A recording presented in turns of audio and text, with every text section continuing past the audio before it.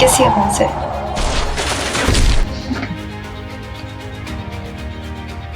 मैं उस एक्सीडेंट में बच गई, लेकिन भाई। माफी? तुम्हें लगता है कि तुम माफी के लायक हो?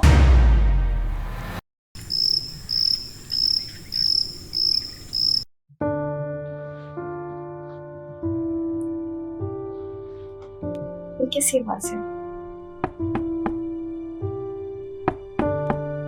ये कैसी आवाज है?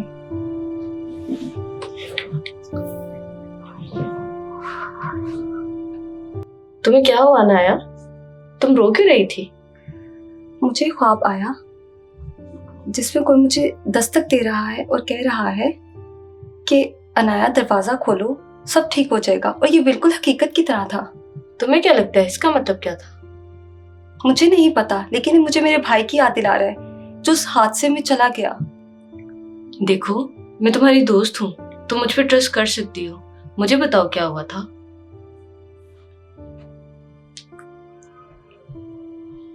ये मेरा खानदान है सब कुछ टूटने से पहले। प्लीज तुम रो नहीं। कहाँ है तुम्हारे घर वाले? क्या हुआ?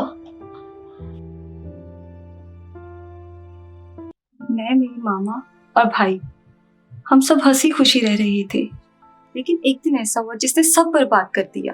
मैं अपने भाई को स्कूल छोड़ने जा रही थी और खुद भी कॉलेज से लेट हो रही थी।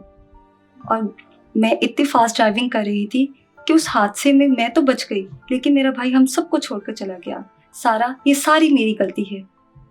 मैं खुद को कभी माफ नहीं करूंगी। तुम्हारा दिल अभी बहुत भारी है अनाया, ऐसी बातें नहीं करो। अब वक्त आ गया है कि तुम खुद को माफ कर दो।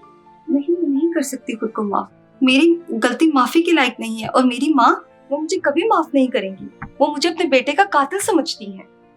मैं ये नहीं कह रही कि माफ करना या माफी लेना बहुत आसान होता है।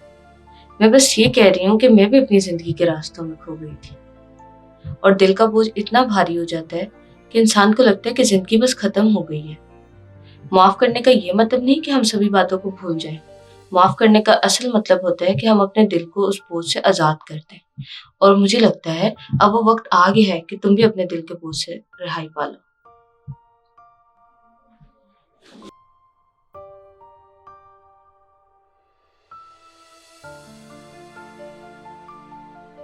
देखो नाया, मैं समझती हूँ कि इस वक्त तुम अपने ऊपर पहाड़ों जैसा बोझ लिए हो, और मैं ये भी जानती हूँ कि वो क्या चीज़ है जो तुम्हें इस बोझ से रिहाई देगी। वो है खुदा की आसमानी किताब। खुदा हमसे बेहद मोहब्बत करता है और वो नहीं चाहता कि हम अपनी जिंदगी बोझ, परेशानी और दुखों में रह के गुजारें। वो तो हमसे इतनी मोहब्बत करता है कि चाहता है कि हम अपने सारे दुख और परेशानियां उसको दे दें। और मेरी प्यारी दोस्त, मैं चाहती हूँ तुम अल मसीह की बेलौस मोहब्बत का तजुर्बा करो और अपनी जिंदगी उसी में रह के गुजारो। सारा, तुम्हारी बातों से मुझे बहुत सुकून मिला है। ऐसा लग रहा है जैसे बहुत बड़ा बोझ हल्का हो गया हो। लेकिन मेरी मामा, वो मुझे कैसे माफ करेंगी? देखो, ये उनके लिए आसान तो नहीं होगा, लेकिन मुझे खुदा पे पूरा ईमान है कि वो उनके दिल में नरमी पैदा करेगा और वो तुम्हें जरूर माफ कर देगी। लेकिन अगर वो मुझे कभी माफ ना करे और हमेशा मुझसे नफरत करती रहे? तुम उनके दिल को नहीं बदल सकती, लेकिन तुम अपने दिल को बदल सकती हो। जाओ, उनसे बात करो, मैं तुम्हारे साथ हूँ।